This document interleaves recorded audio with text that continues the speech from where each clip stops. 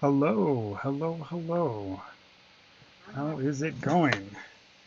Welcome to another stream from my lair in the basement where we play with electricity, high voltages, and conductive liquids.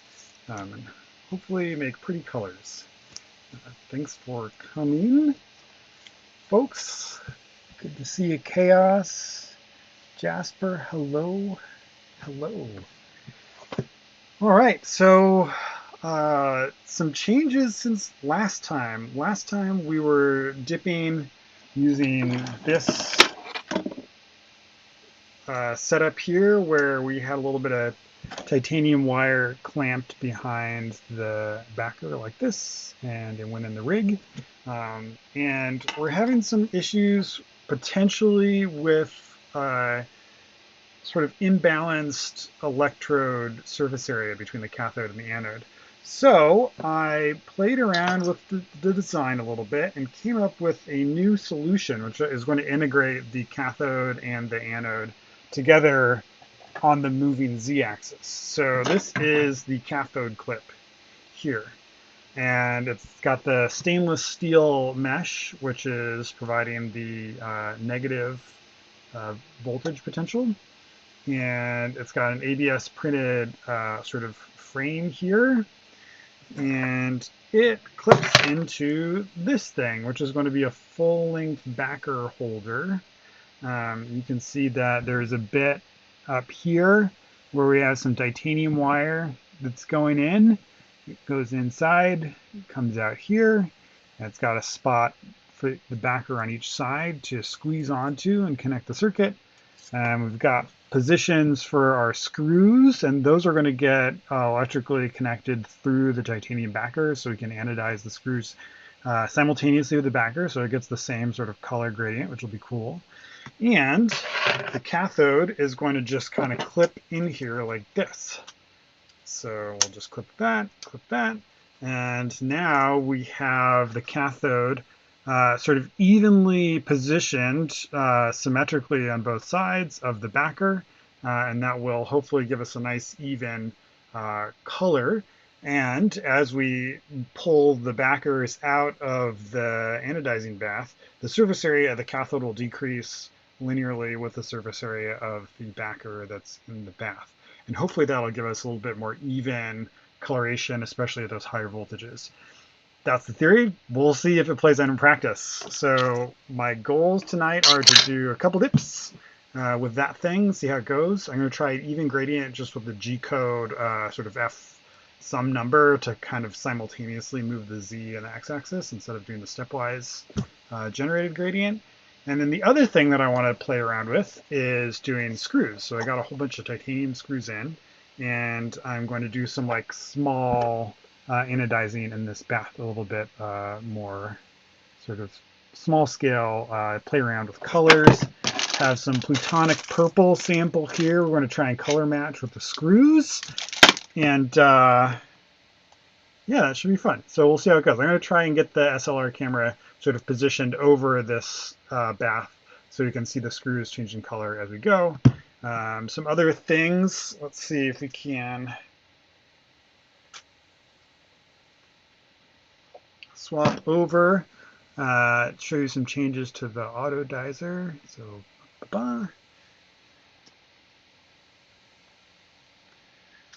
right. So, did finally get a sticky switch here, so that we don't have to stay holding the button down. And the button, the momentary switch, has been repurposed over here for doing the screws. So we're going to do the screws on a separate power supply just to make things simple, and in case I blow the fuse on the autodizer again, which hopefully won't happen, but you never know. Let's see, so that's that. Nothing much else. So let's get going here. Switch over up here. Let's see. I also have some new fluids mixing up right now.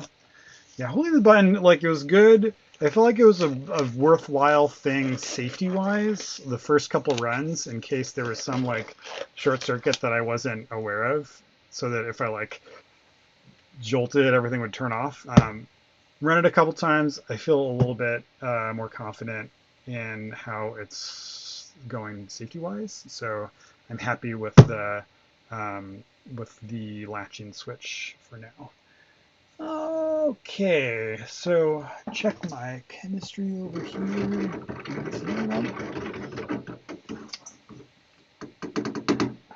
Need to go ahead and fill the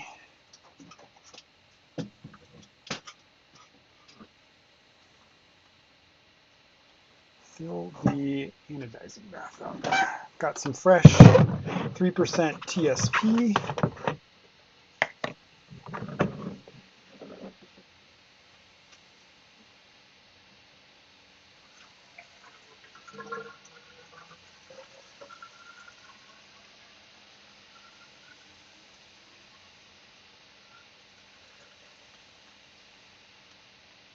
Thought I had more extra. Well, hopefully that'll do us mix up a little bit more for the screws if we need to.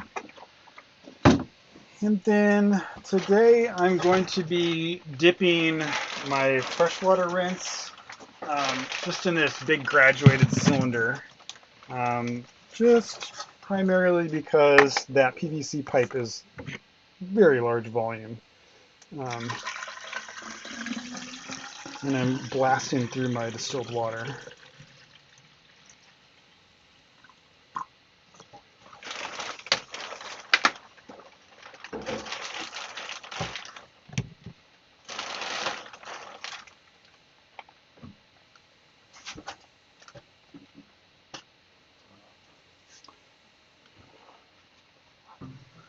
All right, so go ahead and we'll try doing build a distiller. That would be fun to do someday. I would love to do that. Oh, another thing. Why not just permanently integrate the cathode with the anode carrier? The reason is we don't want to get iron ions in our etchant. So we only want to have titanium in the etchant solution. So if we're going to transfer this whole thing over, it would not work very well. So that's why we're doing that. So I'm going to use just one to start off with, and I'll go ahead and load it up with some of these fun new screws.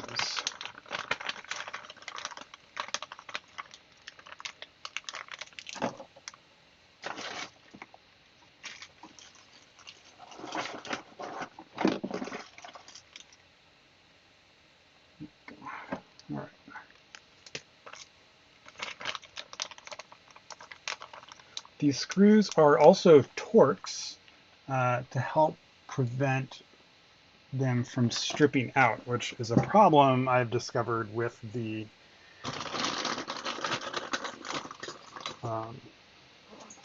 just the hex heads at with these flathead screws. They like to strip out, and the titanium's a little softer than the steel even, so best to use the Torx, which are a lot more resistant to that.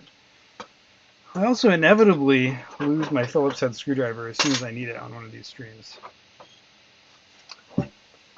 Why is that always the case? Yes.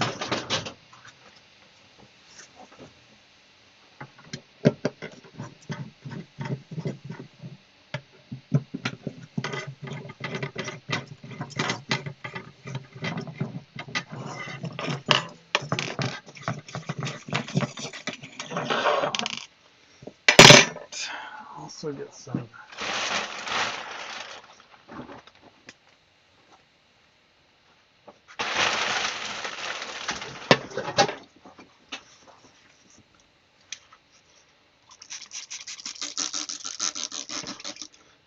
spray it down. This is one of the backers that we previously did a rainbow on.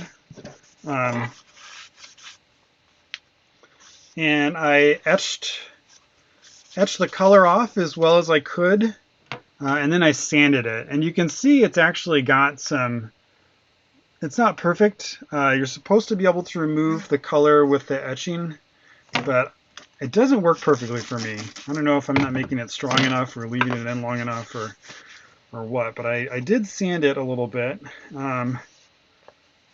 Interestingly, even despite the sanding, I think I was doing 360 grit sandpaper, the logo is still pretty much unchanged. So it holds up pretty well. It's reasonably deep etching. Although we're doing the cutout logos going forward, I don't need to worry that it's going to just like suddenly disappear on you logo wise. Get out some of these little screws.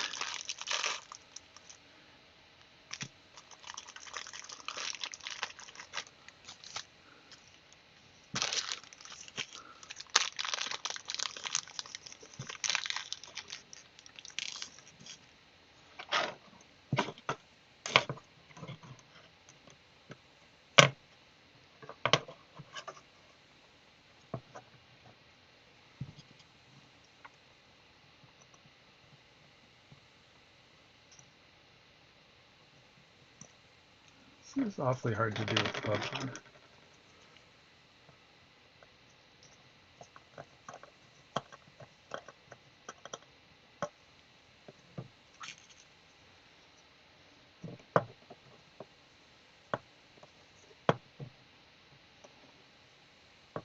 Oh, this is a 350 backer, and it's got funny spacing on the very last hole so it doesn't interfere with the cable chain holes. So I can't use a screw in that one exactly. Have to go to the next one.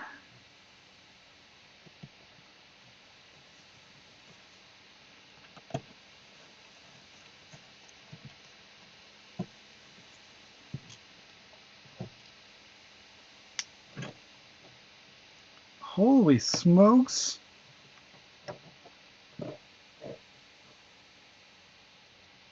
You know what they say about the ABS shrinking?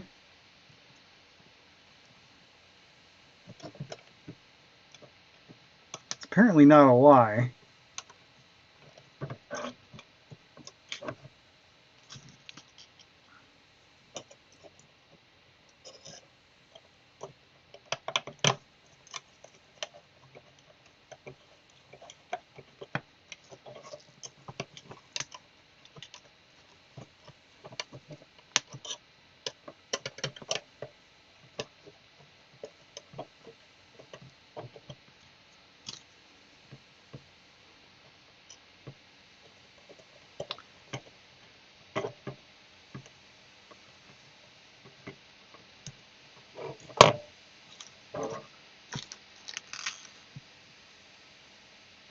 Yeah, add that to the redesign. There's always a redesign. Although it may have, yeah, the top ones are definitely off a little bit.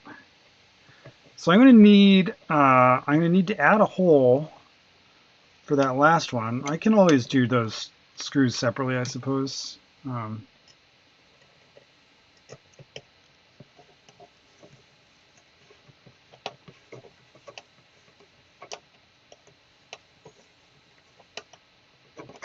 I just want to snug the screws down enough to make sure that they're making contact with the metal. Obviously, you don't want to strip out the plastic. I'm sure it's going to happen anyway.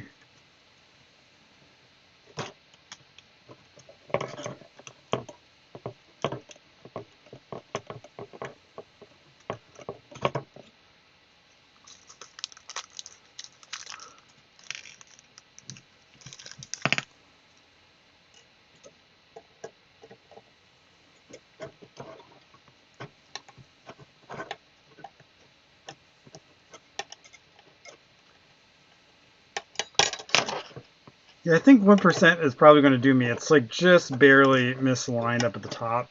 And it's also mostly where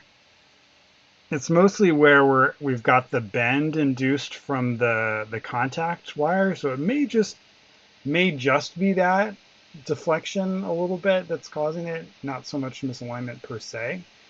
I do have these little channels that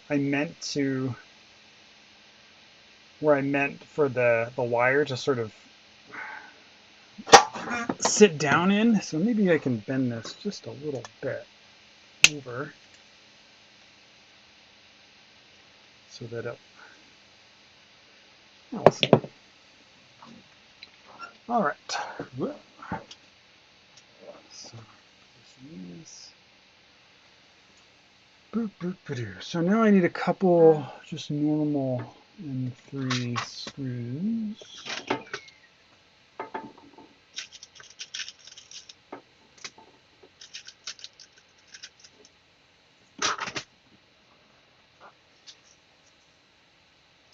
Before I do that, I want to check out the this gradient. Currently throttled. Why? Why throttled? So let's turn. We don't need to turn that on. I'm going to home all the axes.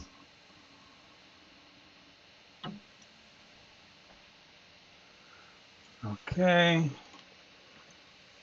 And I'm going to try this G code. So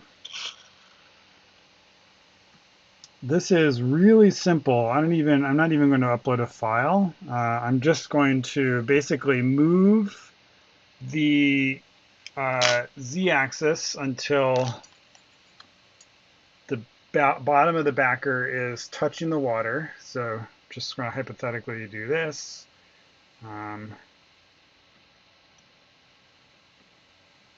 Yeah, these are like 420 millimeters long, and they have to be diagonal to fit. So I think it's reasonable that we'd have some expansion we need to account for. Okay, so now I'm at Z50. I'm going to set on the console. I'm going to do a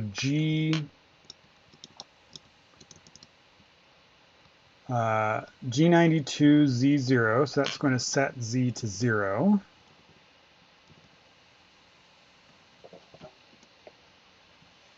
So now Z should be at 0, theoretically. I'm going to set X, do a G0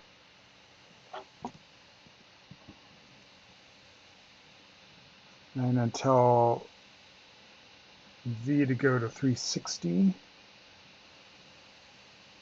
Does anyone know if Clipper does G92?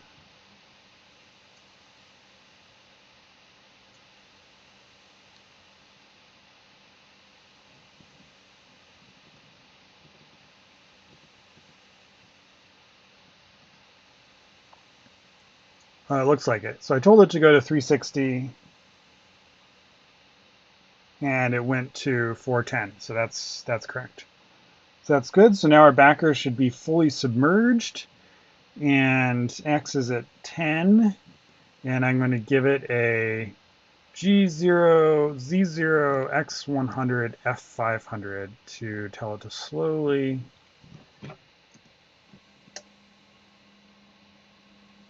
pull that out while increasing the voltage. And I think we actually want to go a little slower than that. That's like pretty fast. Apologize, I'm blocking the view here.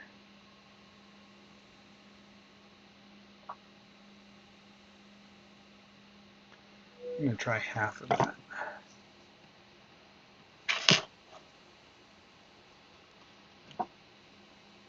F200 almost.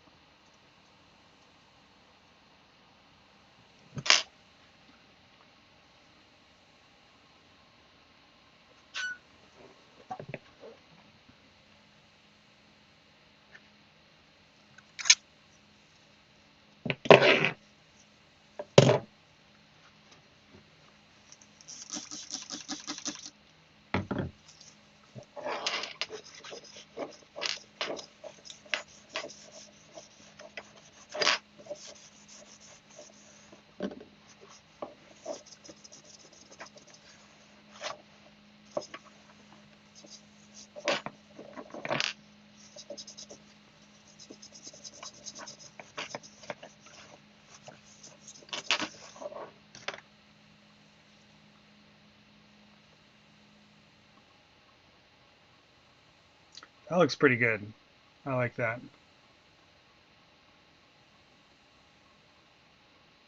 So my goal with this is to do a continuous gradient rather than sort of steps like I did last time. Um, I'm interested to see how that will play out in terms of sort of smoothness. Um, and we'll also see what the actual voltage on the voltage meter readout looks like. But this looks good. This looks like a reasonable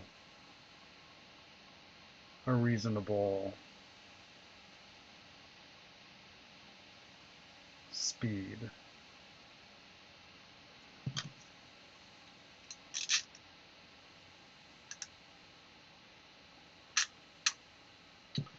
All right, so I'm going to go ahead and dip this in our etchant.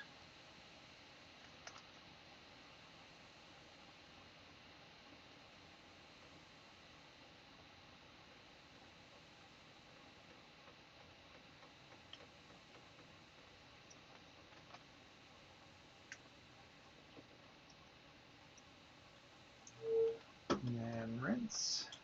Distilled water. Leave it in the distilled water till we're ready to go. Yeah, more slow. Yeah, this is feeling good. So that looks pretty good.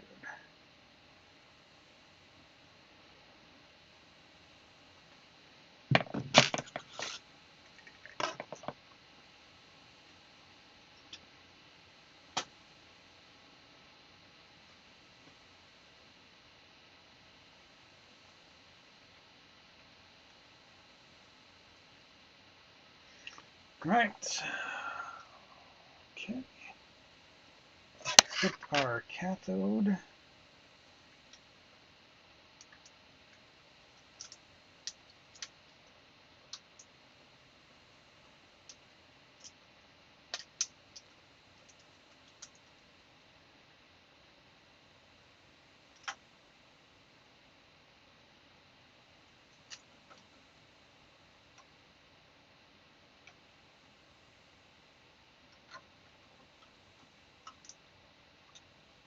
May have some interesting voltage collisions here.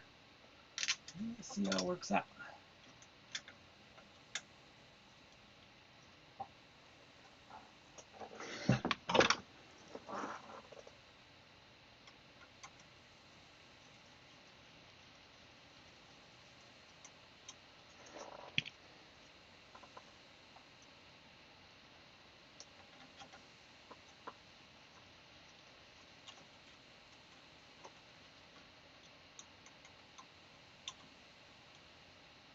Okay. I'm going to move this out here and clip it.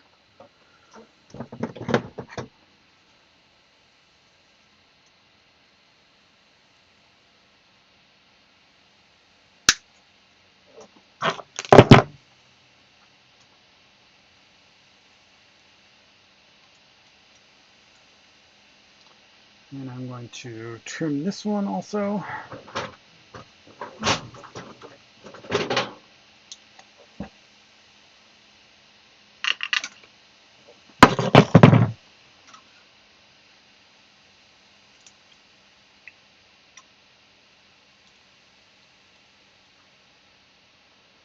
Okay, let's give it a good old multimeter continuity test just for extra safety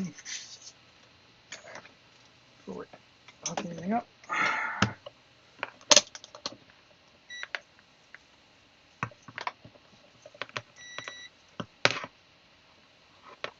No connection. No connection. Okay, good. Good to go. And I'm going to move Z back a little bit.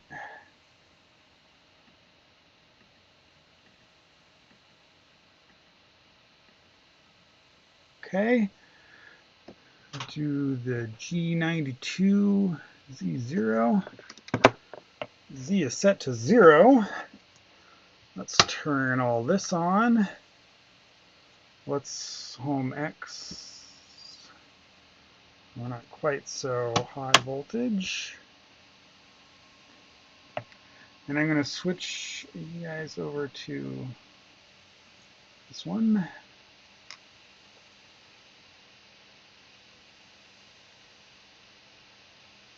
Okay. Before now, we're going to go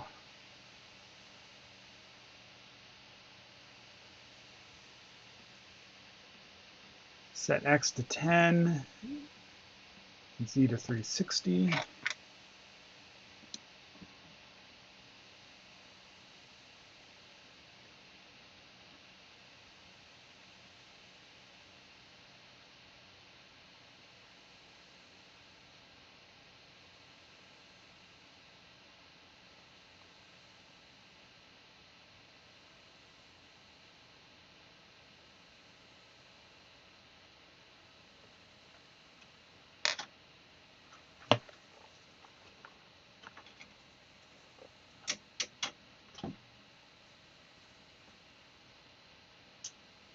Okay. So I'm not accounting for the displacement of the water, which is kind of interesting. I'm going to have to add that to my code and also trim a little bit off the top.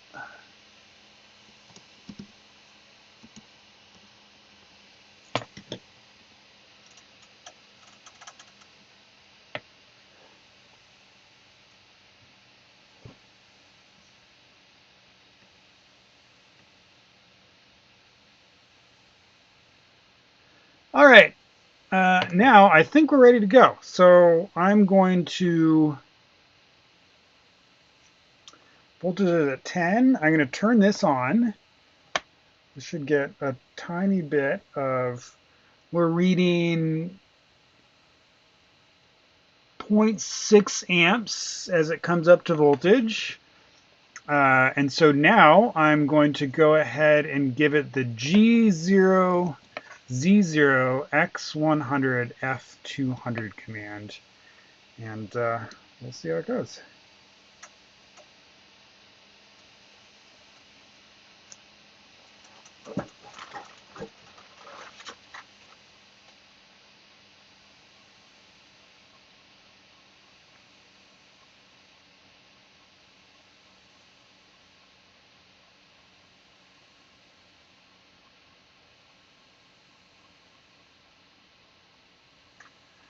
We're at 1.15 amps, it's reading 30 volts on the meter.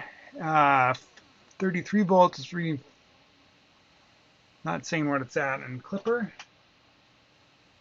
but so far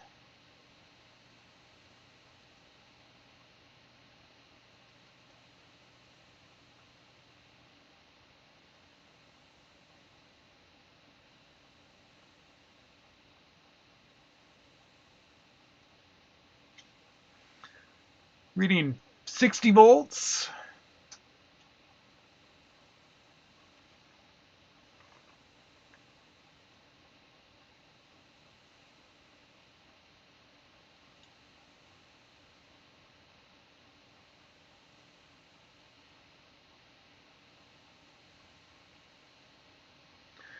We're reading 80 volts.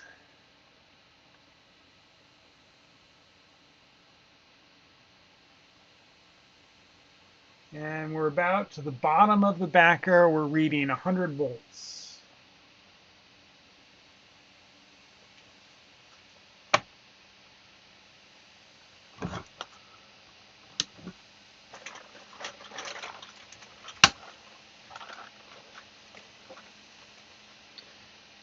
All right.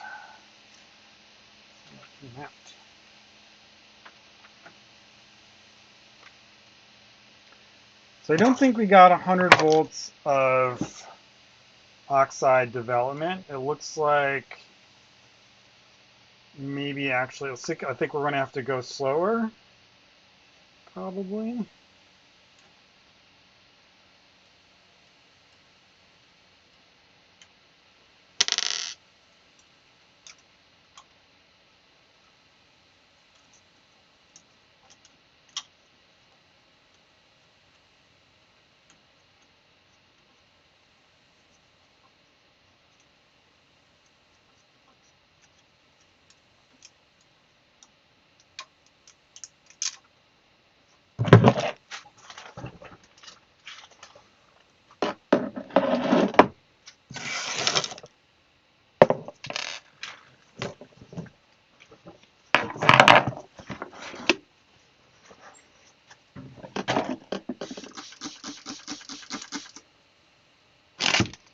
Oh, I should dip that in water.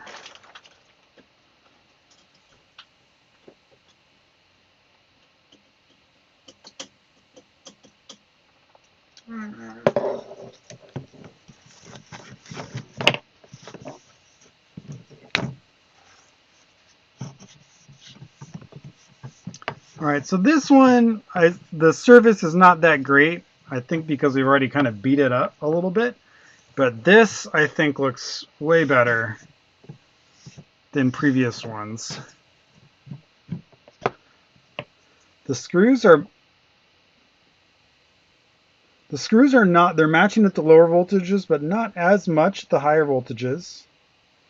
And I am also seeing that, let's see if you can get this as it's evaporating because it's really cool.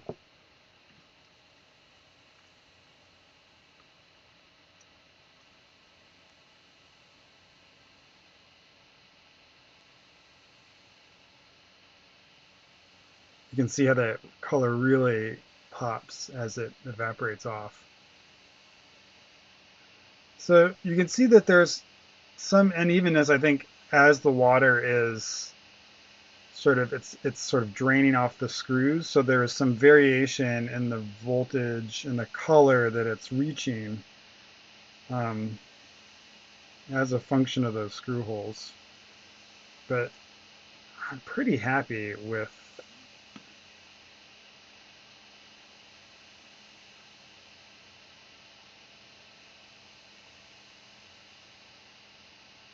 these colors. Are pretty cool.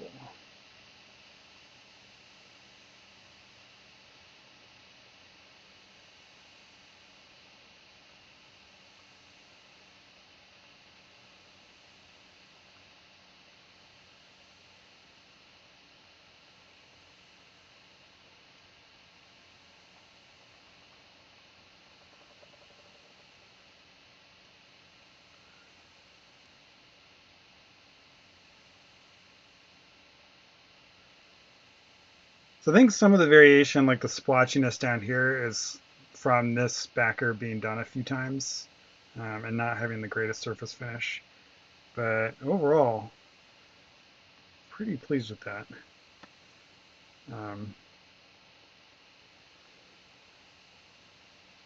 I think one that's just spanning this range here would be really cool. And I kind of want to try one that's going on this leg, this high voltage leg right here. So this is about, I'd say this is probably around 60 volts up to probably 90 there. So I've got a couple more spares that we can do and try those out.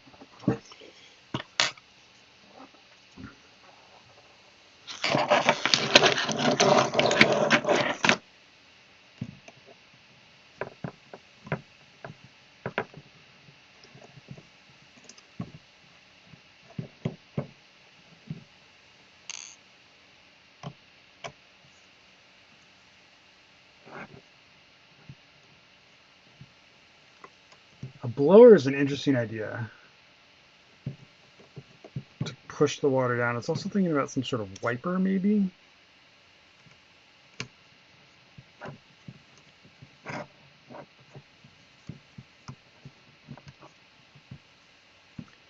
Blower is a good idea. I have something I can rig up. I'm not going to do that today just because if I try and do too many things, I'm not going to do anything.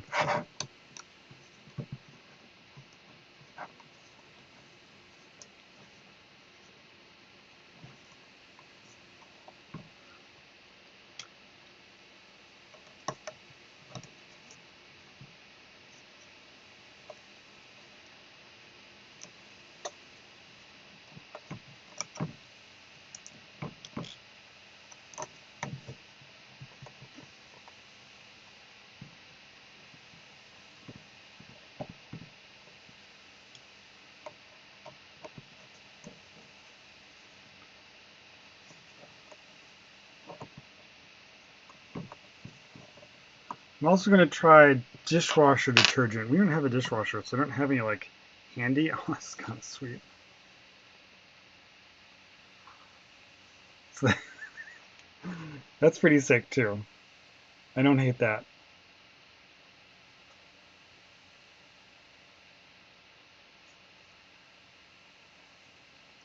All right.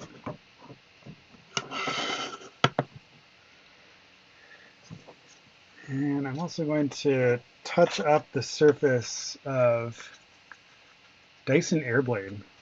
Dyson titanium anodizer blade. Let's make sure we've got good contact there. Grab another one of these. This one is fresh and clean, relatively. So we'll do this one with that high voltage.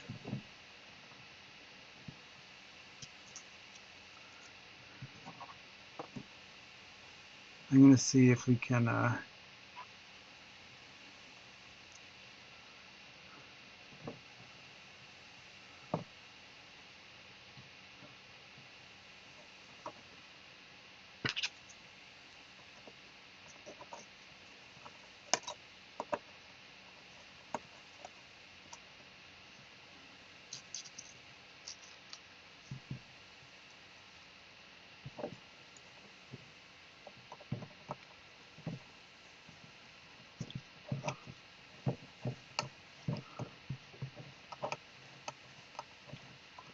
the other thing I'm going to do tonight is a couple solid color ones.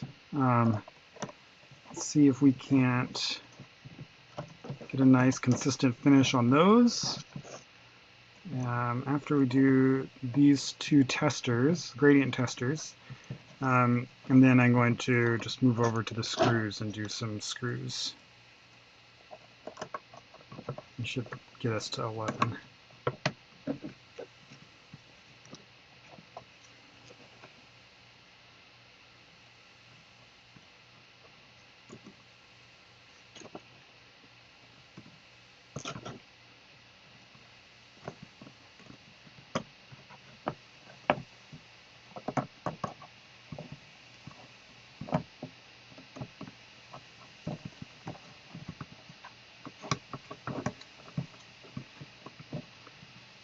I have my heat gun. I could try that at low temperature or at no temperature. I'm gonna try that. I think that'll work. I have some place to plug it into.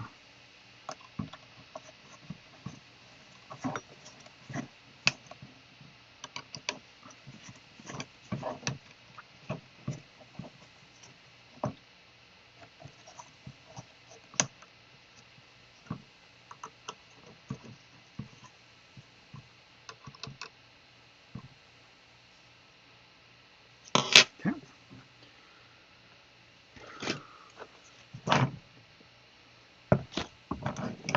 The other thing I need to do is trim this a bit.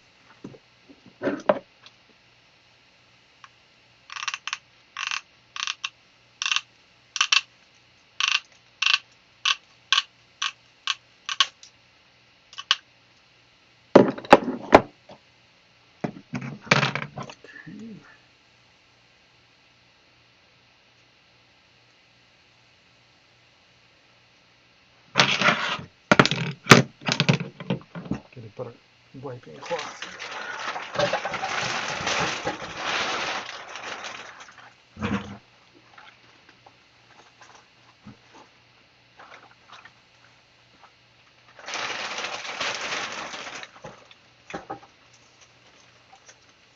That's a good idea, Chaos. Screws in their own mount so that we're not Do I have the rig in CAD? Yes, I do. It's in GitHub too. It will be published at some point.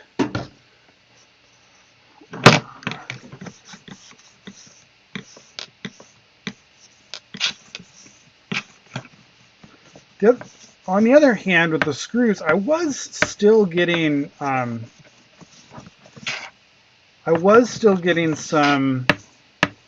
of those artifacts, even just with the holes, because it's discontinuity in the metal. in the surface, so I was still getting some drips there.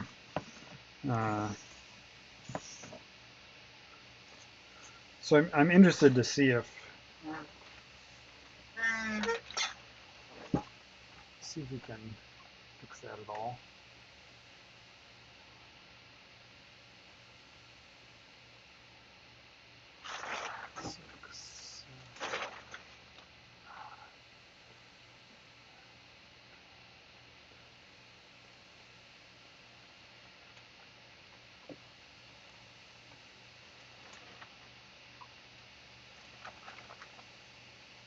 I think I'll leave it on a little bit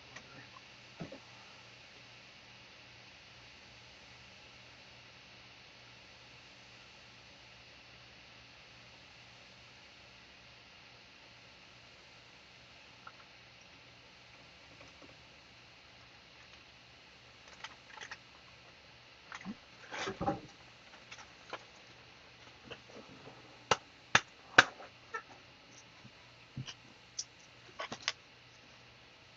Okay, we've got this screw. This screw.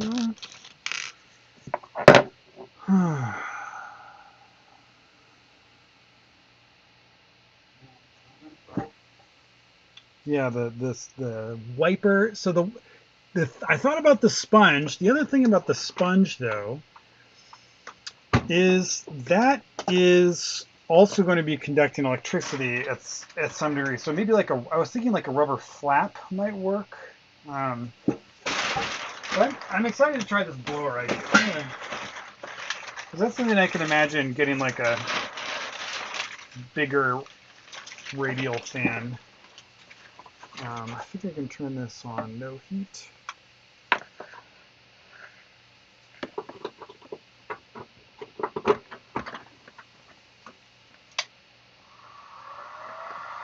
There's all the heat.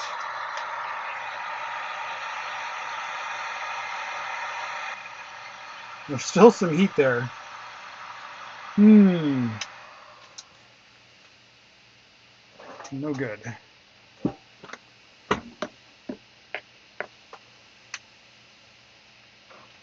Loss of brightness.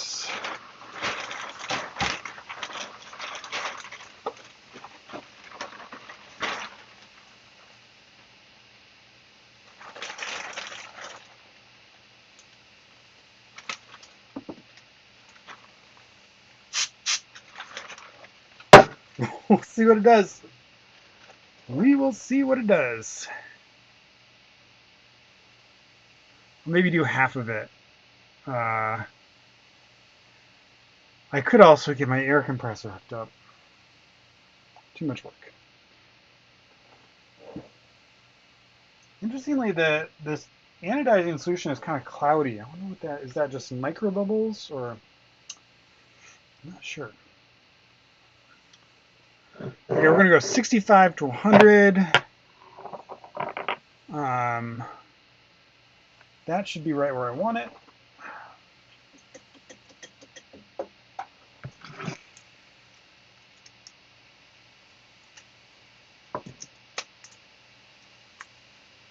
The clip is pretty satisfying. It's not a bad feel on that clip.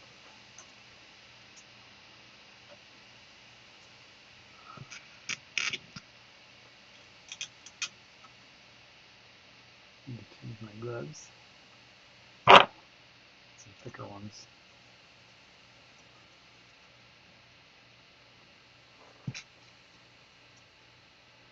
Blower could make a mess. It'd be something that need to be dialed in. But it is like it should be pretty consistent. So if we do dial it, it should remain dialed. Hopefully, would be my expectation.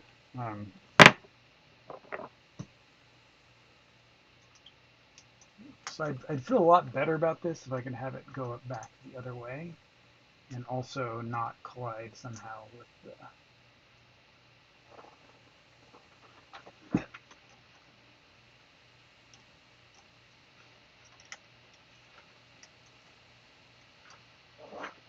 That's not bad.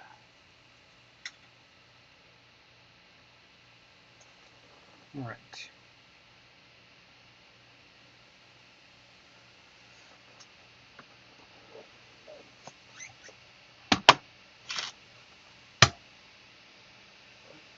Home all.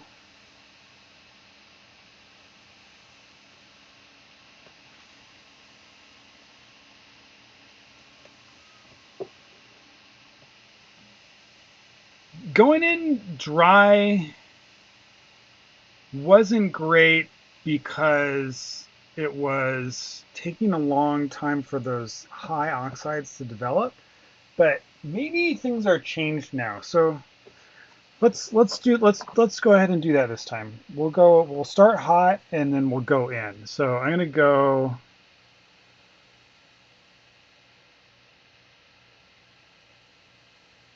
No, the problem is it really fast as you're adding new metal to the high voltage, you've got really uneven oxide layer development. So it was not very great. It was much better going from low to high, so you're giving those high voltage oxides longer to grow. So I think we still want to continue with the low to high.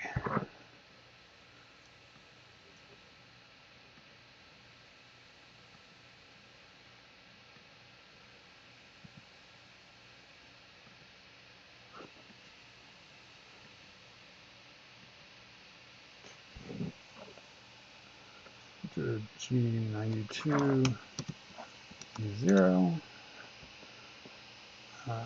G90, and we're going to G0, Z320. So the issue is like every like incremental amount that you put in, the metal is going to see, it's going to go from 0 to say 100 volts like immediately as soon as it hits the water, right? So you're still not giving those oxides time to grow slowly. Um, we definitely try it, but I think for this one I'm going to go. Oh, that's not good.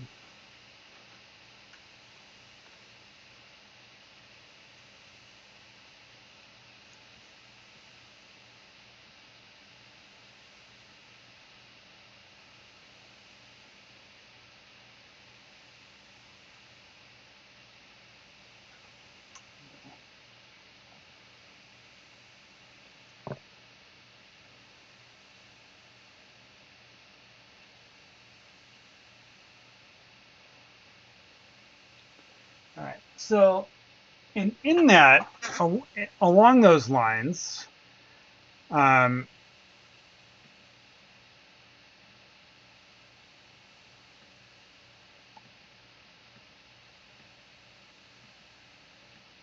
I'm going to set so right now my x-axis is at 0 or at 10 volts. I'm going to uh, tell it to slowly ramp up to our start because it's relatively high. So I'm going to like slowly ramp up to, I think I want to go 65 to start. So I'm going to do a G0 X 65 F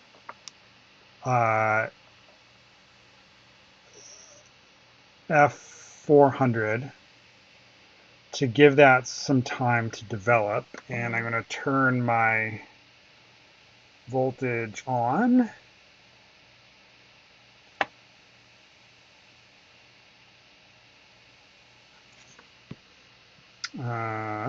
Switch over to the other camera. So we've got a little bit of voltage going, and I'm going to tell it to go ahead and start moving. And then we're going to go G0X100 Z0 F2 F100. We'll just go real slow this time. Okay, so we are still building up. The voltage is reading at about 60 now. It's still climbing slowly. Um, we're at about 61 now, so I'm going to start pulling it out. So we are slowly ramping the voltage and slowly pulling it out.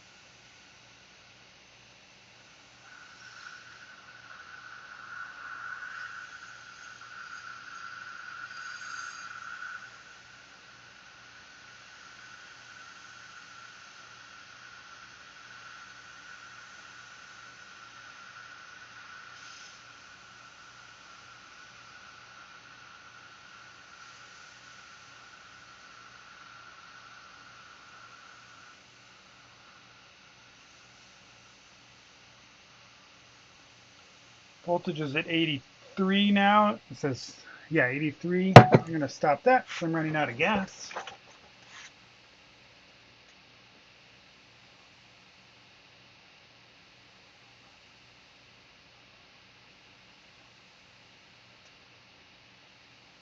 Not sure it was helping a ton. It might have right at the top.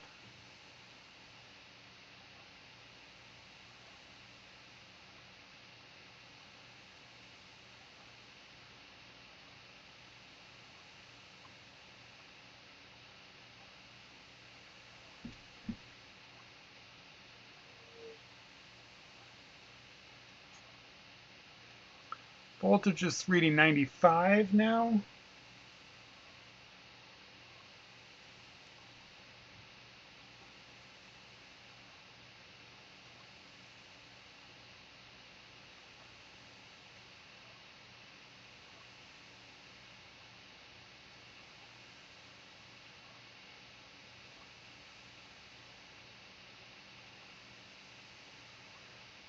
And we're maxing out at 100. Not perfectly calibrated.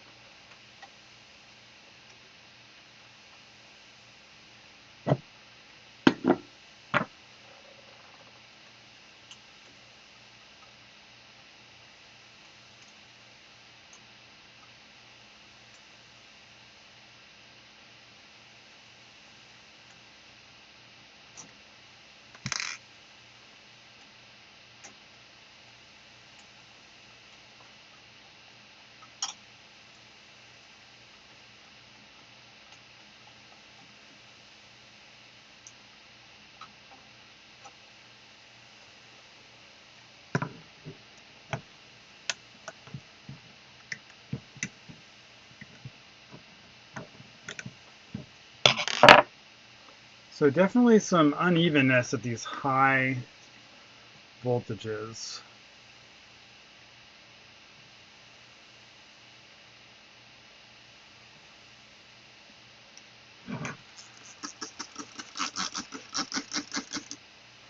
And I'm wondering if the etching is just not so good.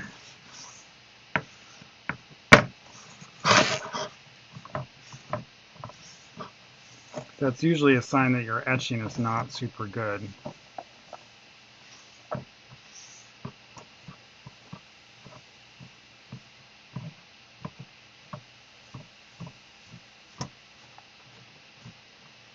The other thing I'm wondering is if we need a better...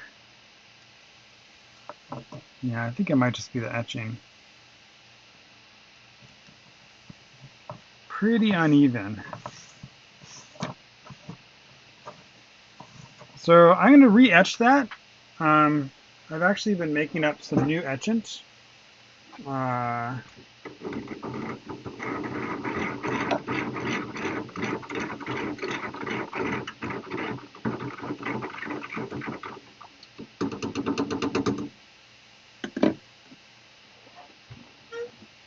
And then I'm going to try and bring the whole thing up to like that greenish color, that like 90 volts green.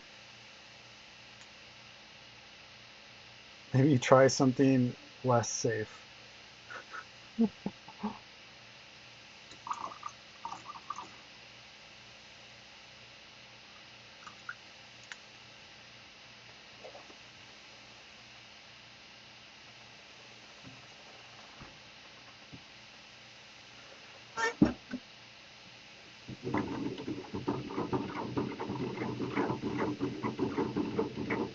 Yeah, I'm not going to do hydrofluoric acid. I just too much to live for.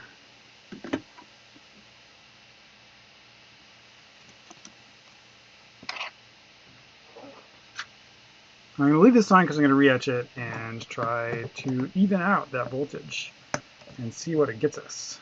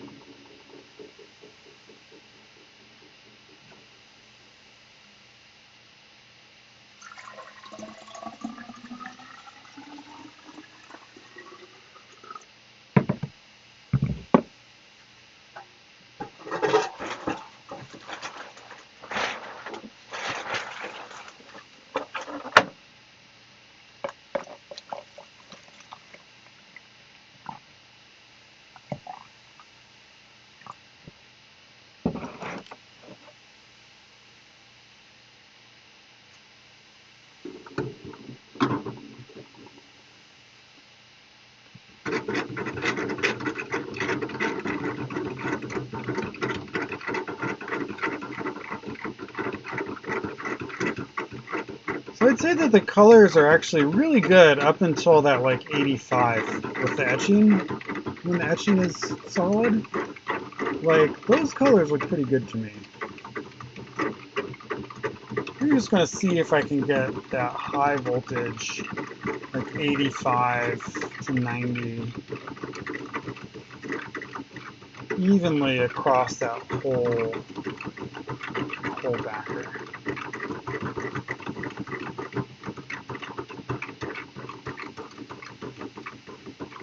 You see, like, as I work, my desktop gets like more and more filled with crap. This is always how it is with me. It's terrible. After I've been working down here for a week, it's like literally strata of shit. It's just so terrible.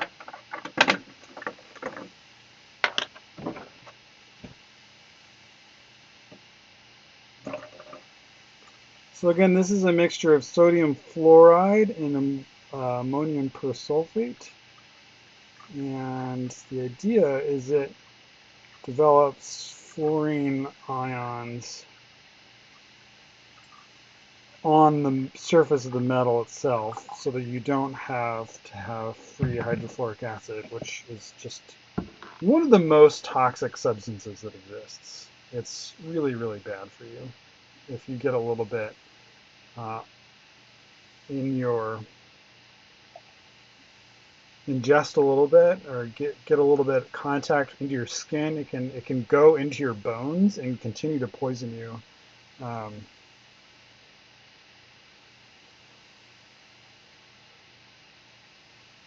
Low voltage or high voltage purple will be better starting point for matching plutonic. Let's take a look at it because I've got the plutonic here and I've got some low voltage and high voltage. So once we do this, I'll move over to that, and we can do some color comparisons with the nice camera.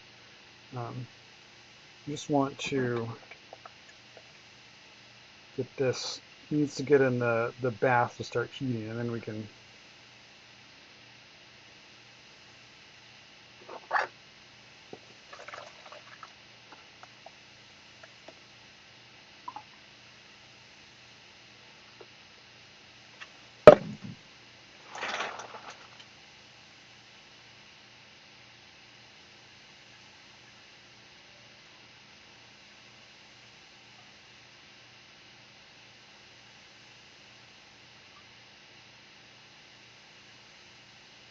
Look at some colors. Okay, I'm going to put the remainder of this, or some of the remainder, back in my hot water bath on the bench here, and that's what we'll use for etching screws in a bit. Reset things a little bit here.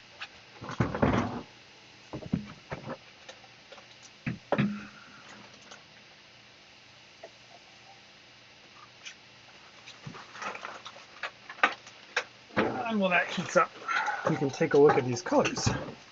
Let me see if I can get.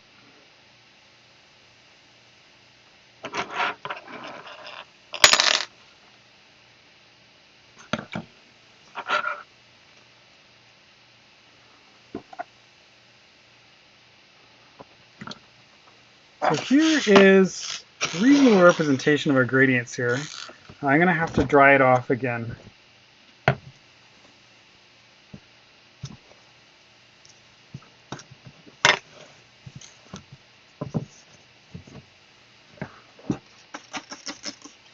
So it's just the color change is so cool as it dries off.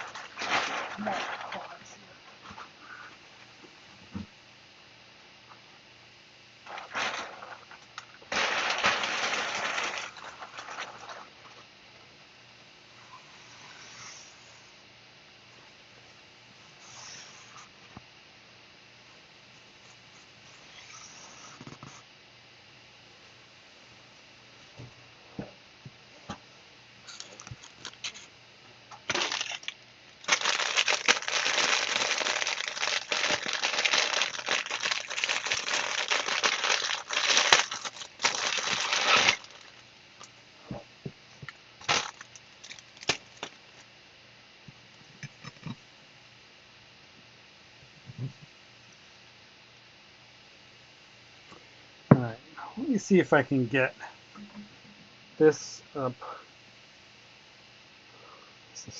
I'm going to regret something here.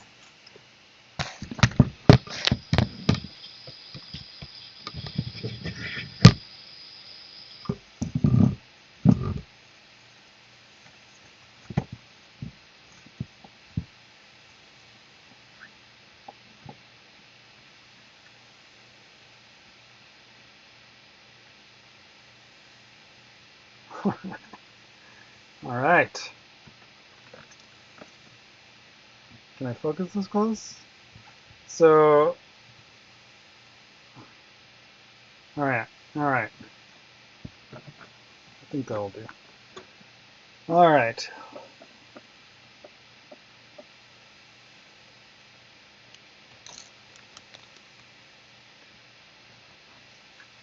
the problem is we're not quite getting the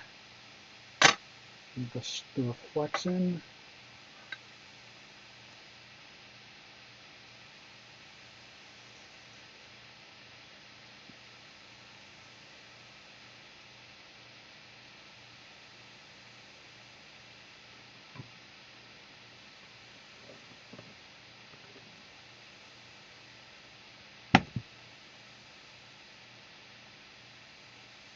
All right, instead of doing this, I'm going to try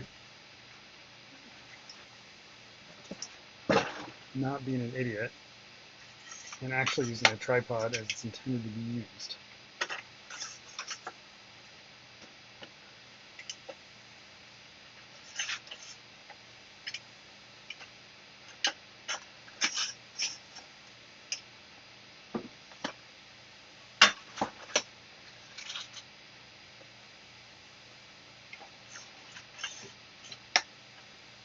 The loud owl hot end is so funny. It is so funny. So let me see where the best vantage point is.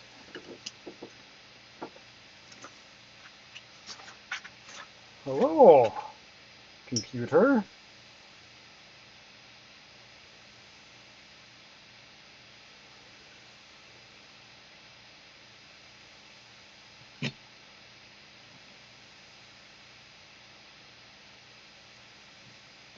This is not, again, not the greatest representation of the color because this has sort of like been anodized several times, but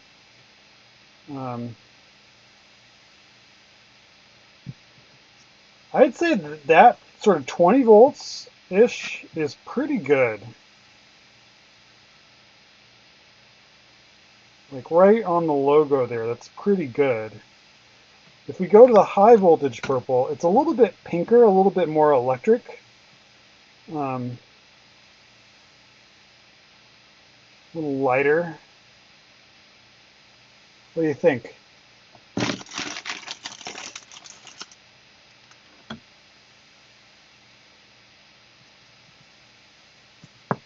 It's hard because the plutonic is also kind of like somewhere between purple and blue also.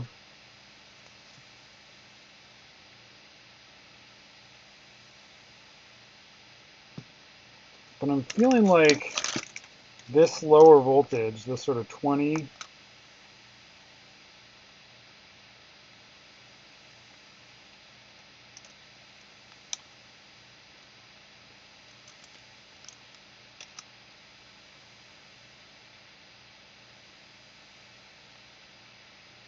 that gradient would be cool. That a really subtle gradient. I do like that idea. That could be really cool. Even if you couldn't tell like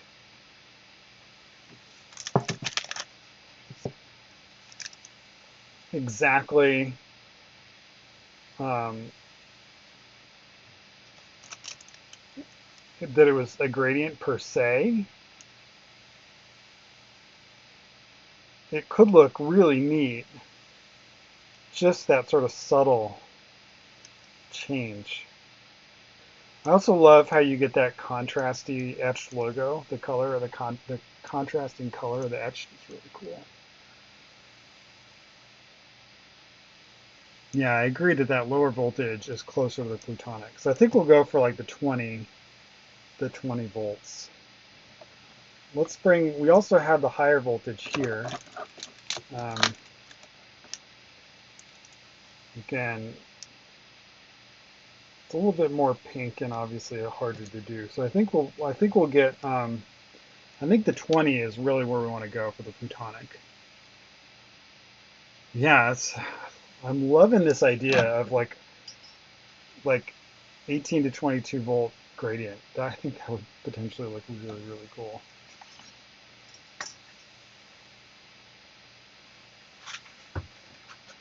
I'll try another perspective on this one.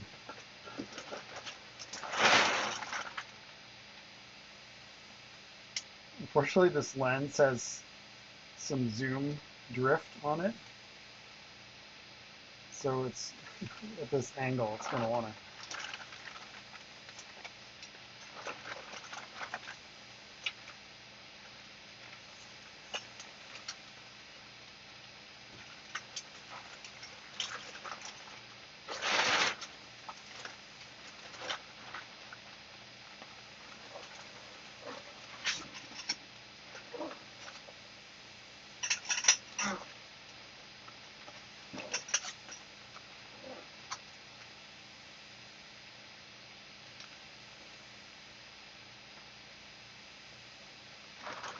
All right.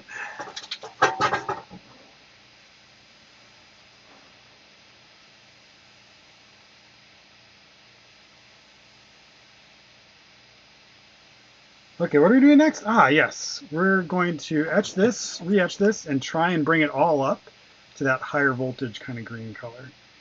Let's see what we get.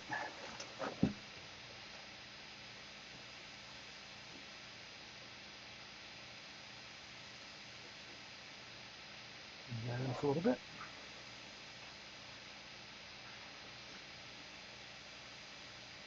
Speckled finish would be cool. Like, to get the highlights, the high voltage would be tough because you'd have to do the resist as the background.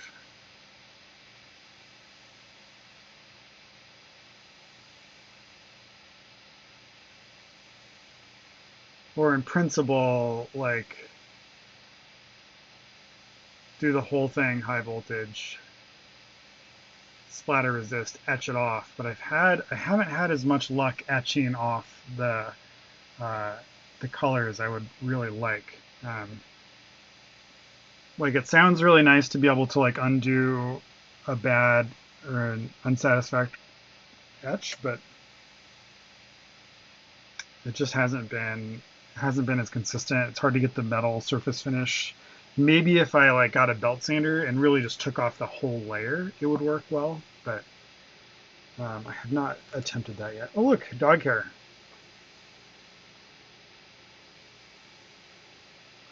Fitting.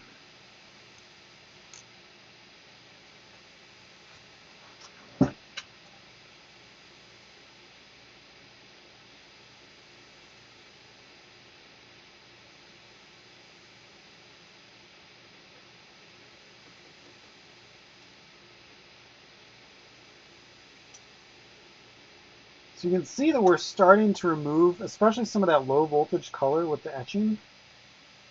The high voltage is a thicker oxide layer, so it takes more to get it off, but I think that's, I'm going to call that good for now.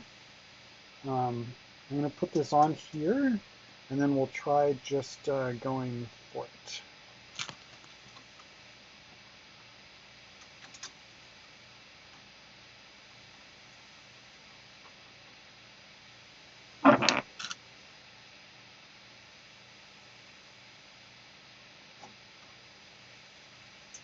I'm going to shoot for, I think I'm going to shoot for 90 volts, and we'll just see what that, see where that takes us. Maybe 85, and we can always bring it up a little higher. Get the cathode on there. Shit. Sadly, it's a little too long for me to do this.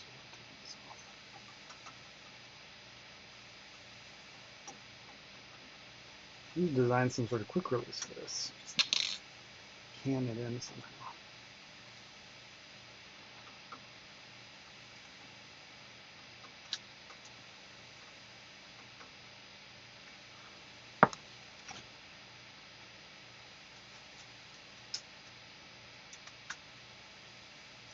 It's incredibly satisfying clipping that thing on.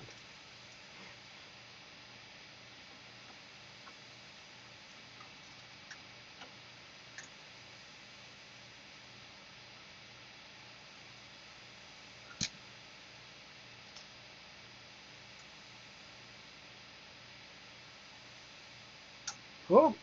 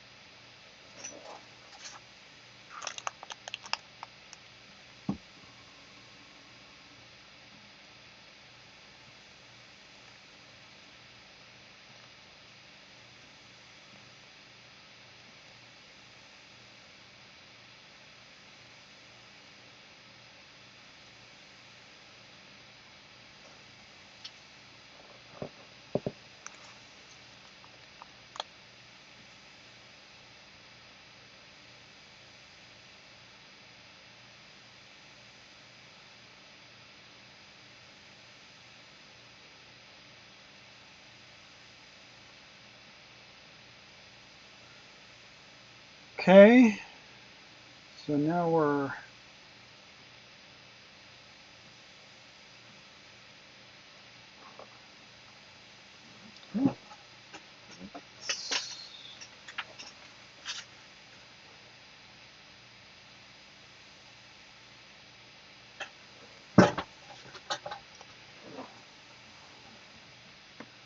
I'm going to go up to 82, turn this on, and do a slow ramp. So start at that, and I'm going to go G0X 85 F 200.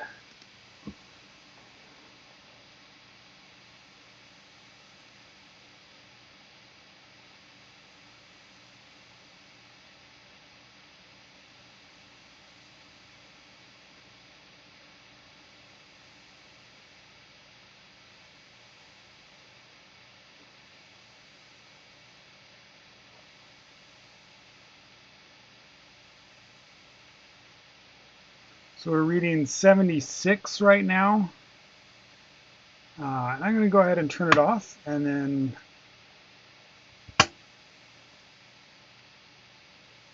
see where that gets us.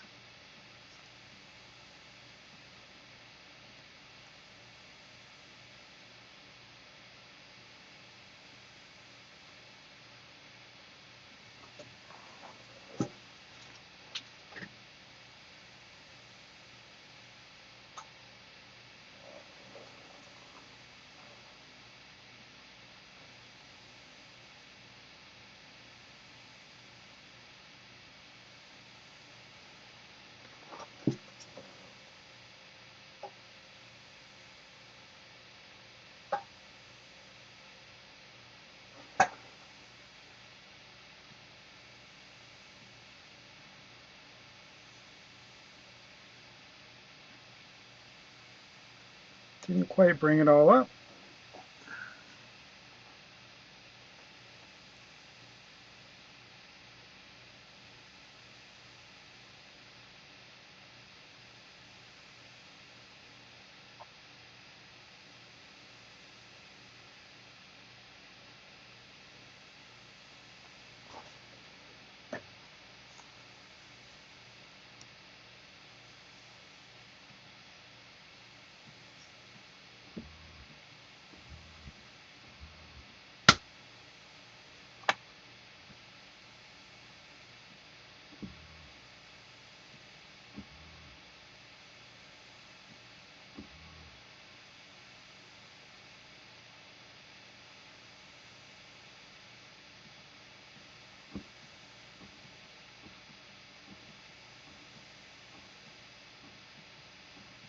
We're pulling about 3 amps right now.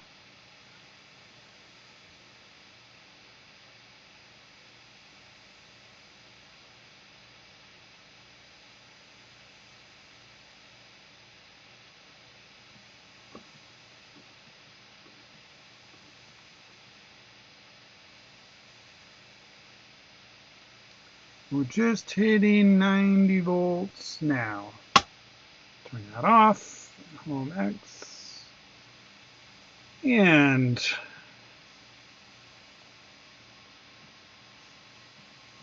bring Z back down.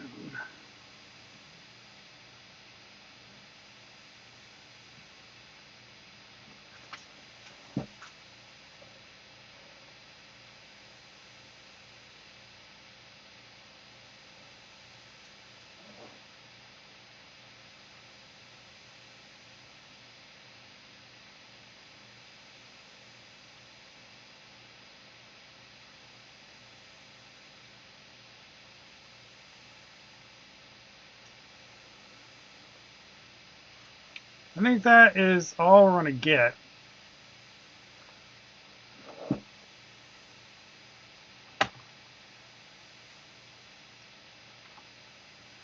Without some serious refinishing of the surface.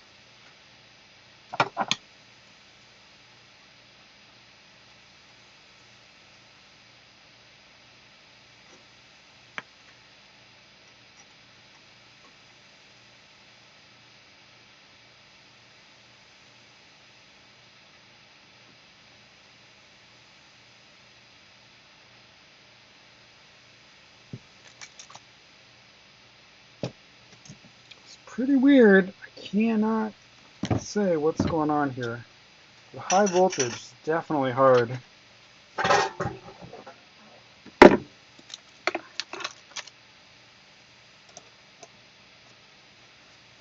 So even though we, oh, I should dip this. I just forget to rinse it off.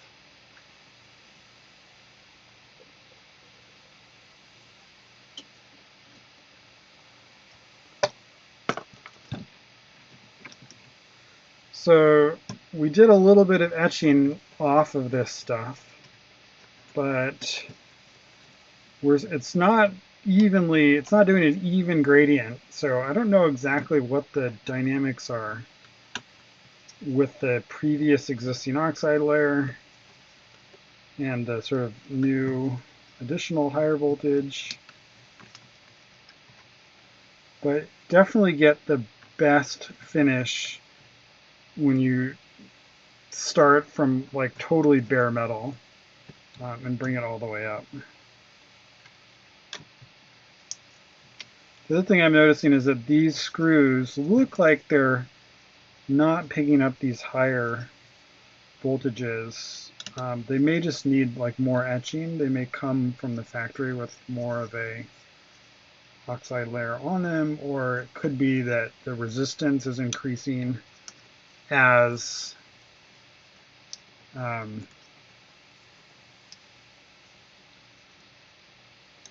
as it's in the anodizing bath. I'm not sure.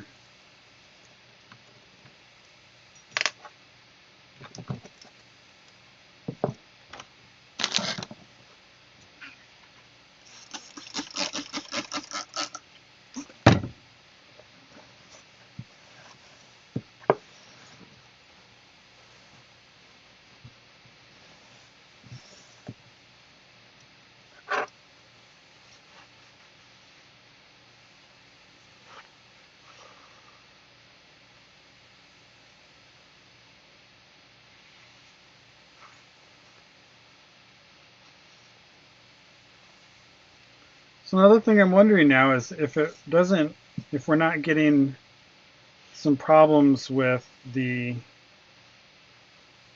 voltage dropping along the length of the backer because it's getting the conductor is only coming in at one place. If I maybe need to run that conductor all the way along, although it seems like it would conduct down the length of the backer. I don't know.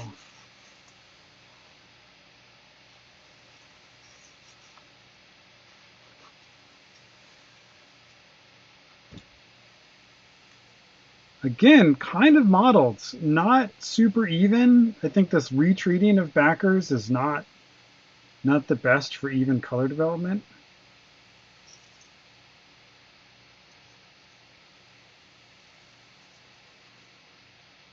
Actually, we've got some fingerprints from me, so I didn't clean this one the best either.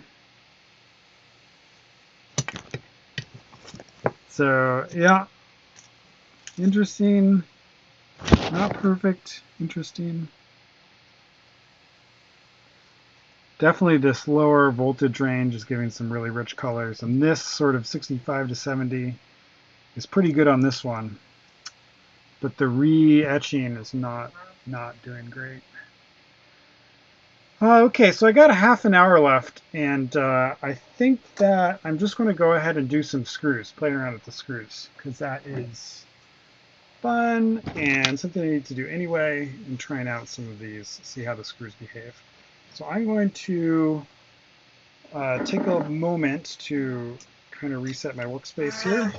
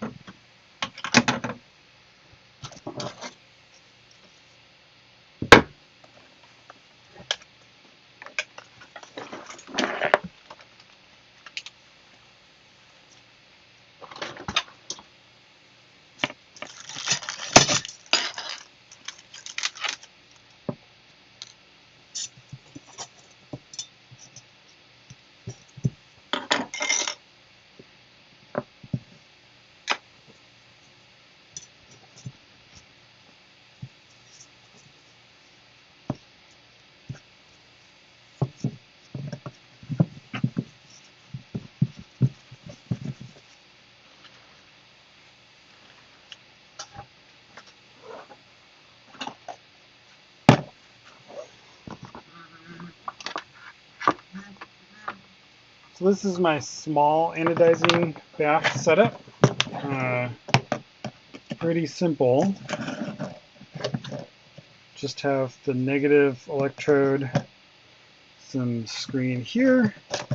I'm doing screws, so I've got a positive electrode over here and a momentary switch. So I'll just clip that on, and then I can zap it here.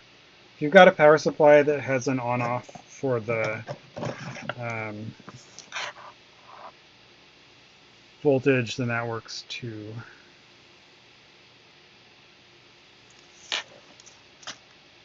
So let's grab a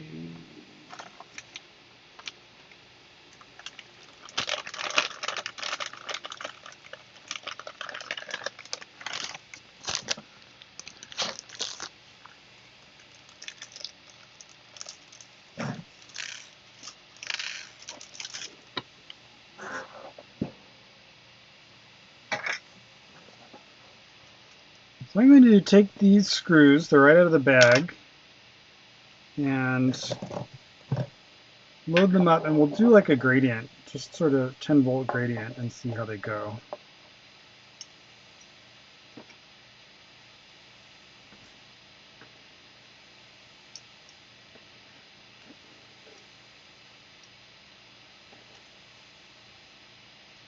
Oh, I need to wash them first. It's important that you wash off any oils that might be on them from the factory.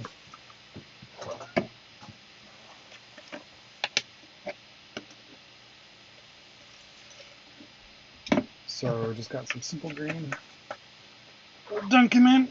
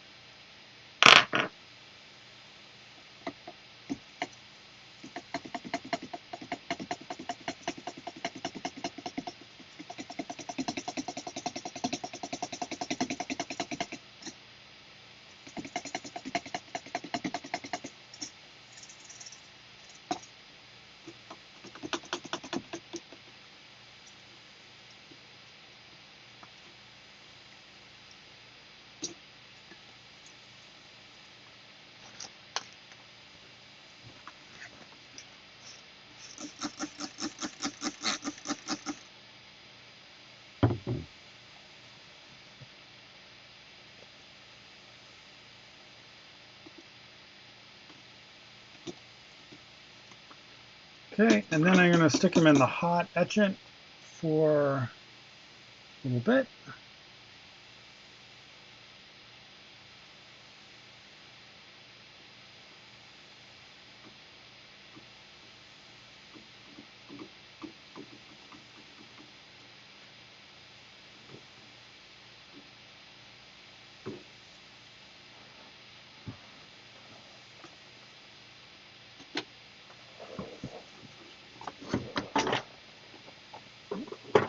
Hot bath is off. So I'm going to see here.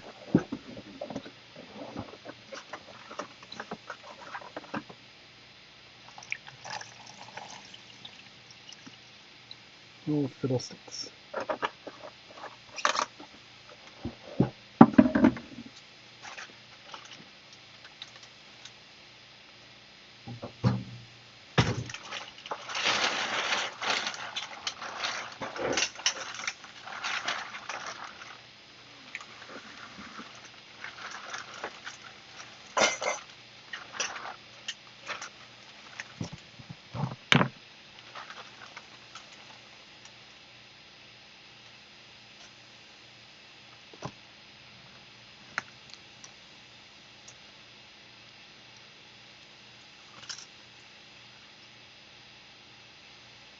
Yeah.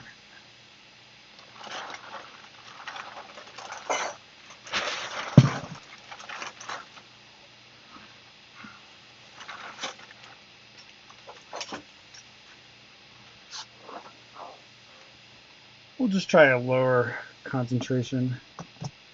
I can maybe just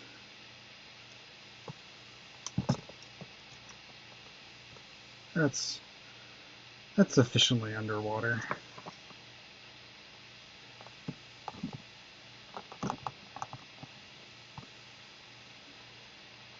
Okay.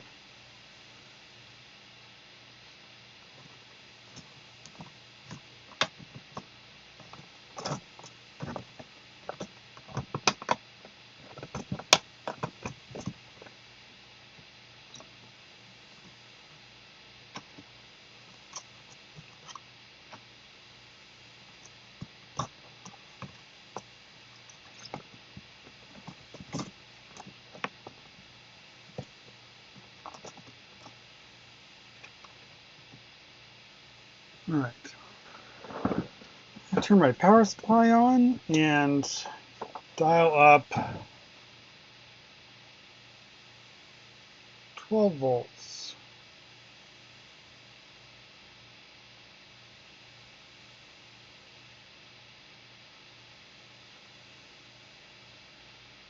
Then hit them. Whole thing changes to a little bit of a golden color. I don't know if you could see that.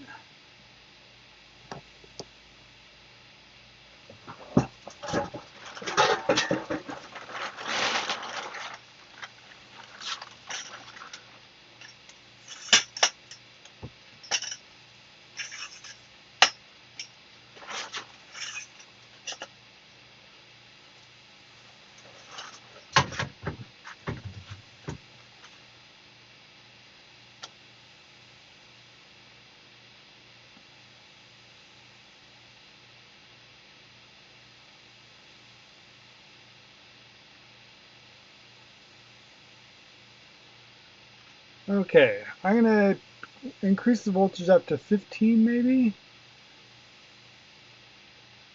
So that's okay, we're at 15. I'm gonna hit it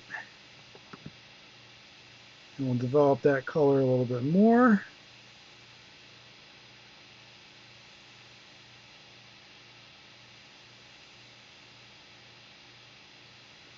More of a bronze color.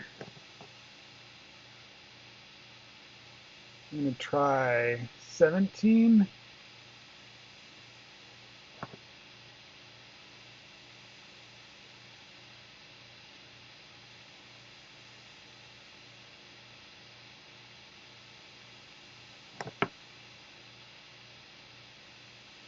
20.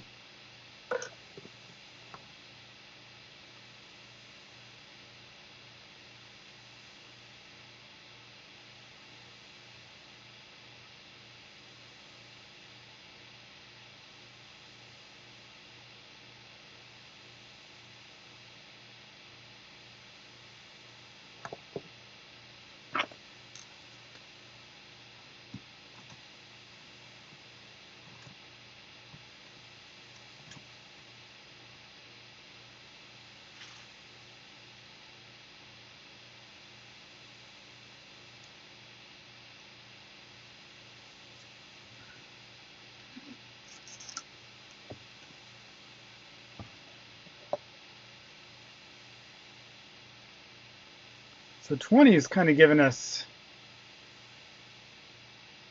you can see, oh, I don't have the,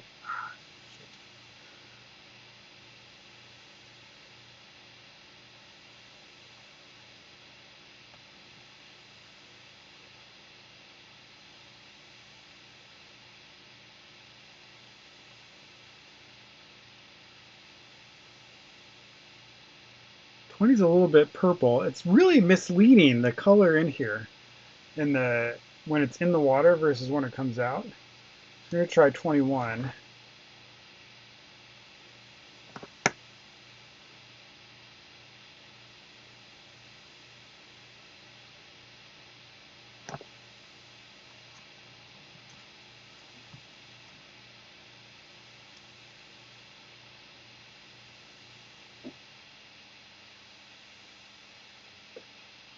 And 22.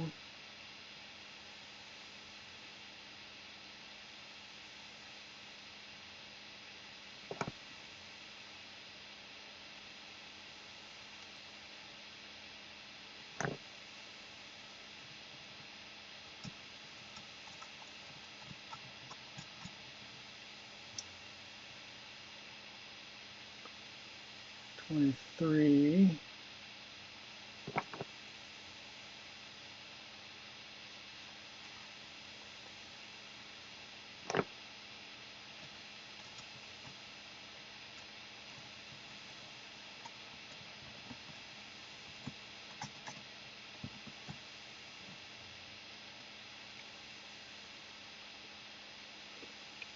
$24.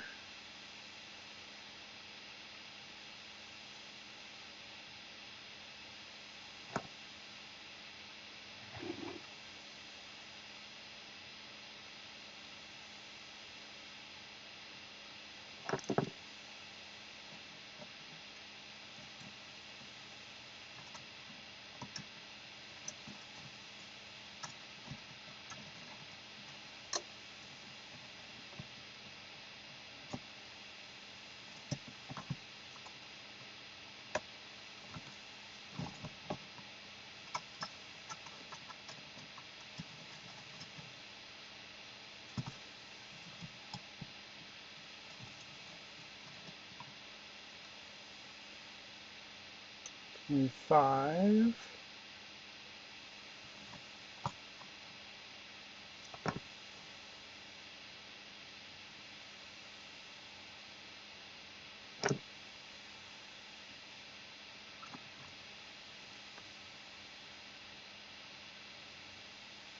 26.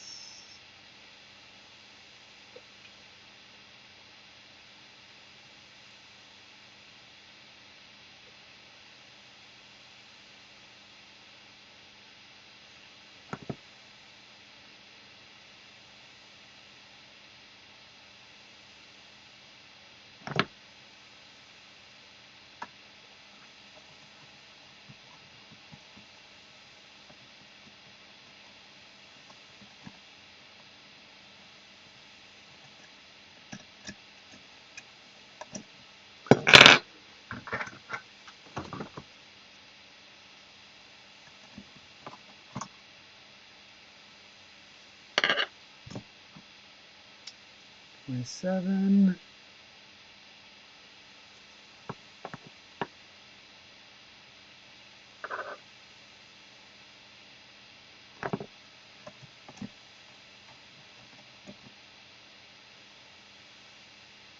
and 28.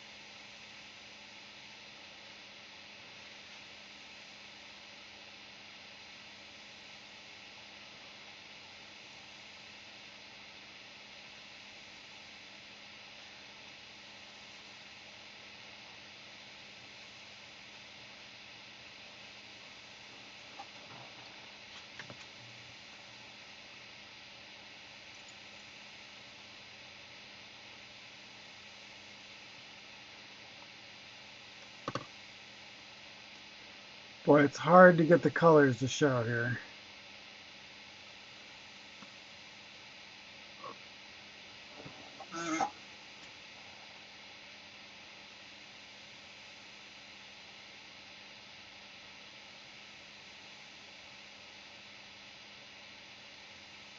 So that's more of that red.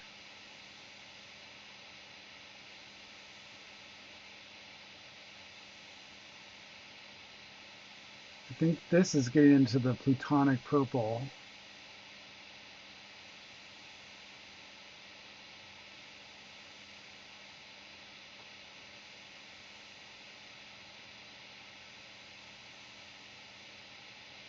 And now we're a little more into the blues.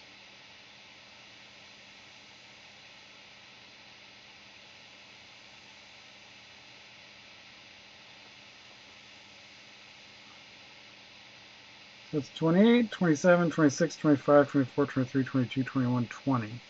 So I think that like 19 actually, I'm going to try another few at lower voltages. And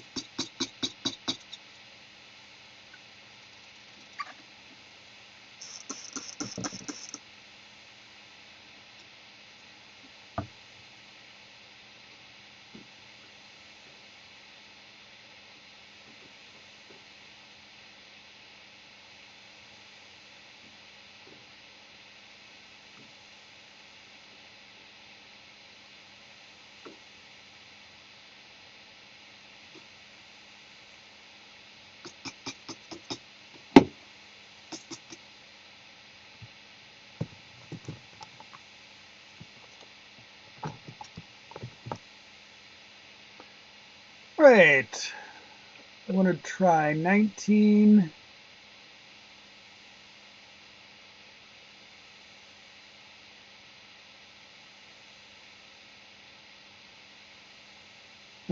18, 17, 16, 15. We start at 15.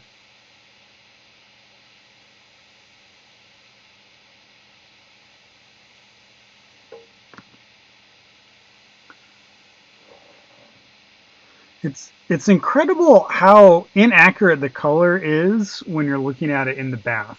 Like it just does not reflect what it looks like when it comes out. So like if you're doing this, it's not actually useful to watch the color in the bath very much, unfortunately. So 15 is looking like a bronze.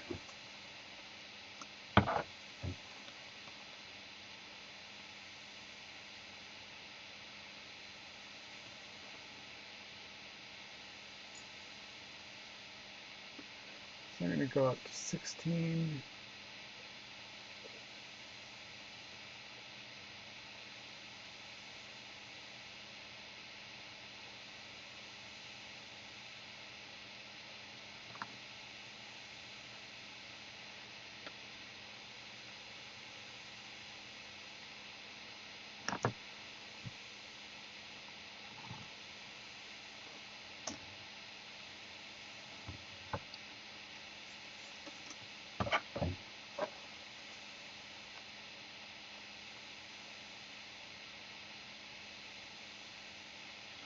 Yeah, I think that's right, Chaos. Like the full range is just too much. It's too much. And it's like the way you need to treat it also changes depending on like where you are in the voltage range. So yeah, interestingly challenging. So here's 17.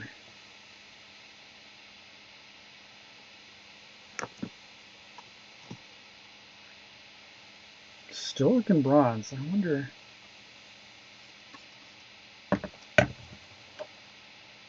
But now,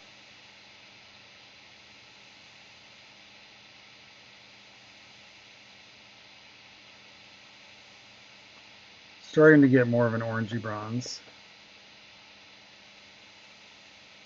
18.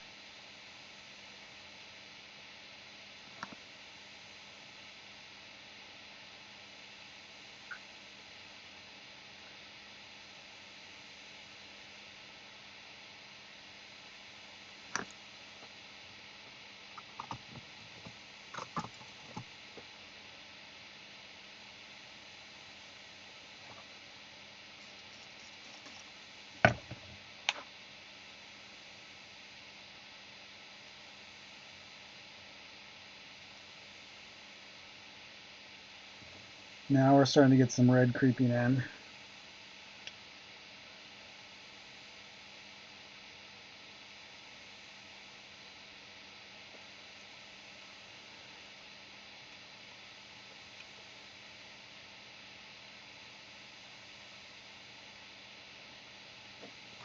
$19.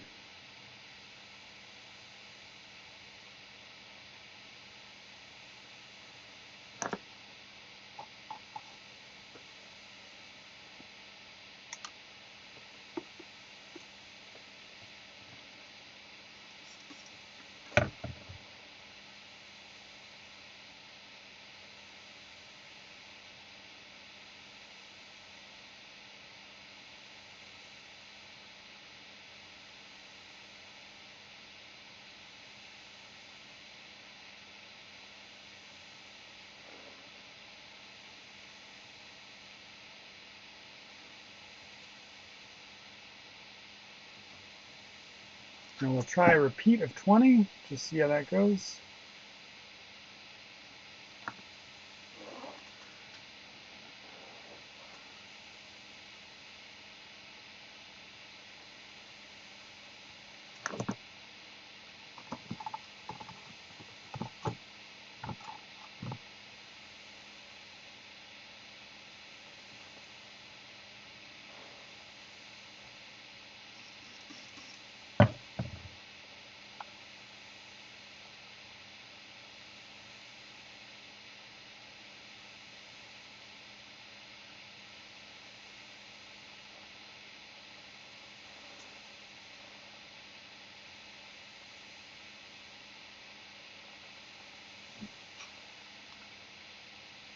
Pretty consistent, pretty similar actually.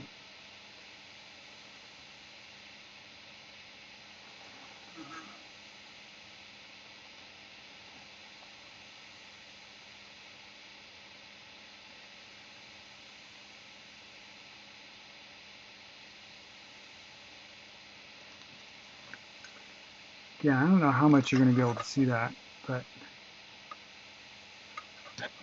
I think the red is going to be like 19. It's kind of in between bronze and purple.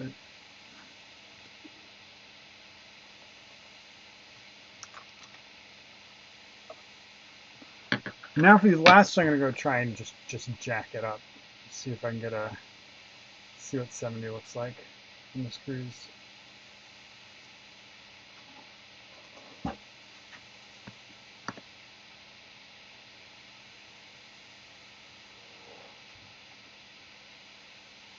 Well, it takes a surprise. It actually takes a while for that oxide to develop.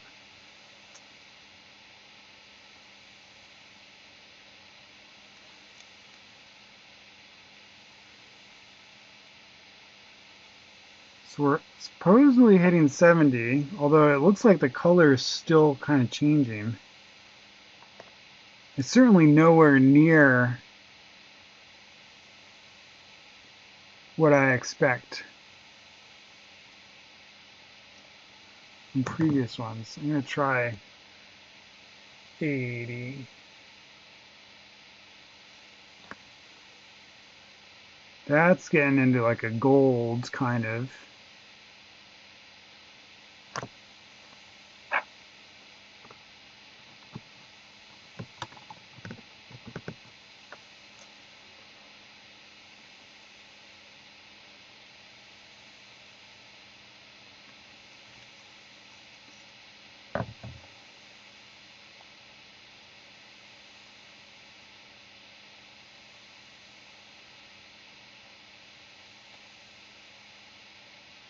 So screws are kind of capping out at that gold pinky color. You don't seem to be doing all the way.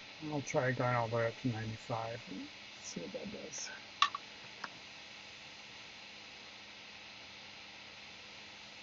Nah, it's not really getting much color.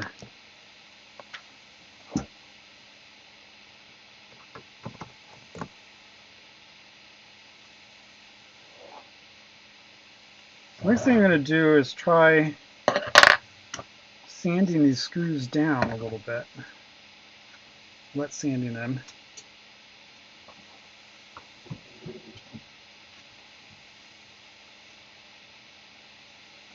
And seeing if that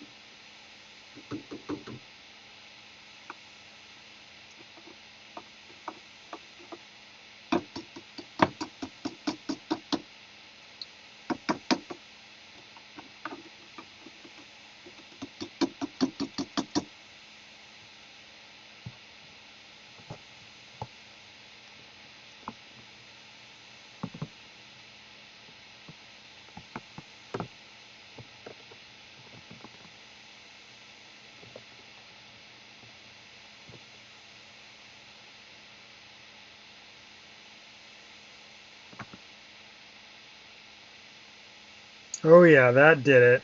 That did it.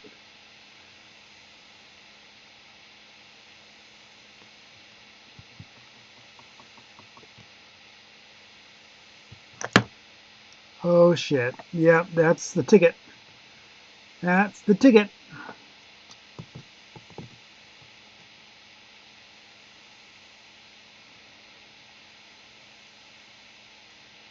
So it looks like I'm going to be sanding screws.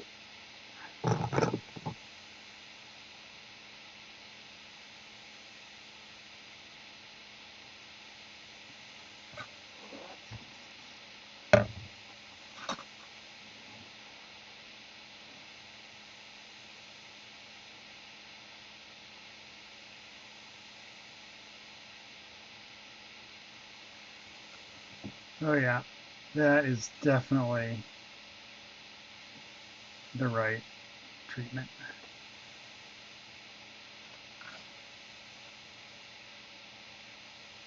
See if we can even get it up farther. See if we can get the 95 kind of green color.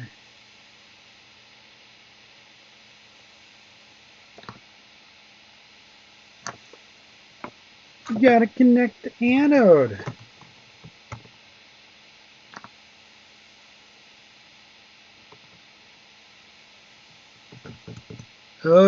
oh yeah, that's it. That is it. Oh my God, that's beautiful. Whew. Yeah, you gotta get rid of that oxide layer,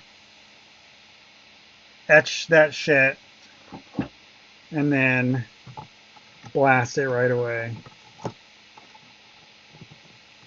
Worth it though. Look, oh my God.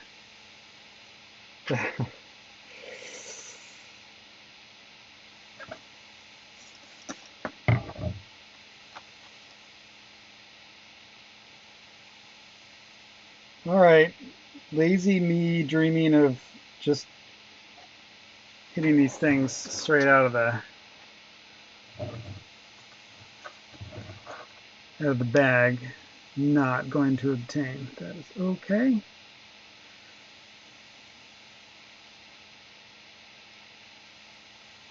All right. Let's see if we can get.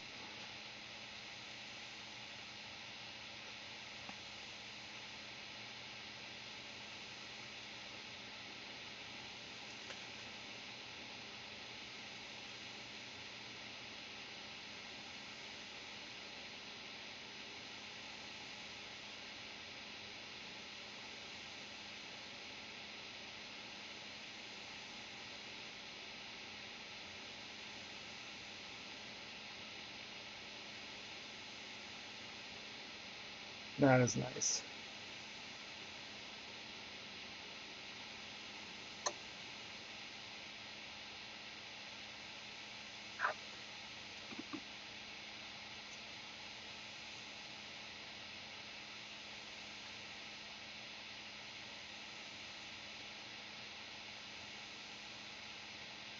So I think there's no etchant that is going to work through a poor quality uh, surface. I think that it's really doing that. That teal is so good. Um, so there's a couple videos out there that show sort of. There's one in particular that I was watching that shows uh,